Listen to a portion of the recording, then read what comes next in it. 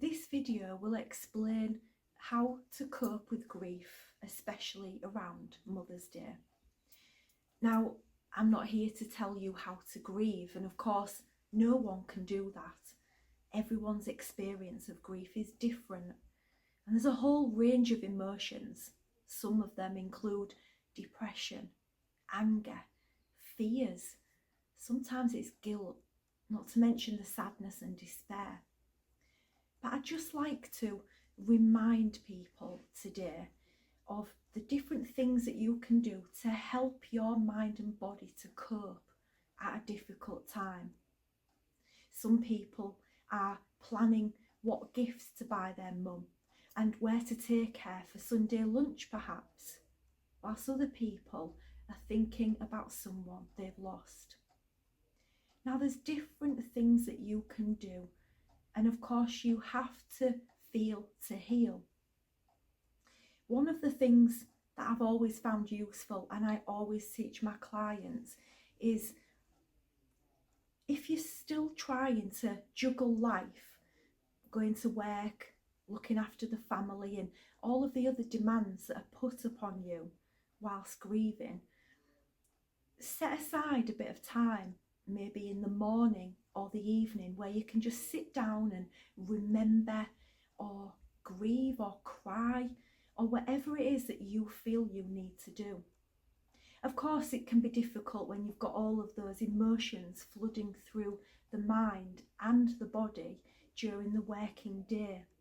But if you manage to give yourself some time at the beginning or the end of the day, it just sets up a little pattern, a little program, so that the mind can be reassured that I'm going to be heard.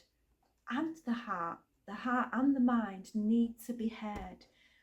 And if they know that there's a time and a space for grieving, for remembering, then it just helps to be able to function during the day.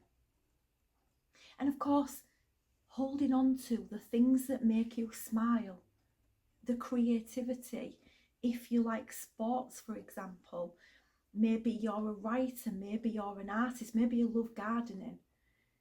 Just doing some of those things, being creative, using your hands. When we physically do something like painting, even doing a spring clean or tidying up the garage or doing some sport, it just brings us into that now moment, which is a good place to be. You know them times when you may be doing something that you love and the clock, you think, wow, the time's passed really quick.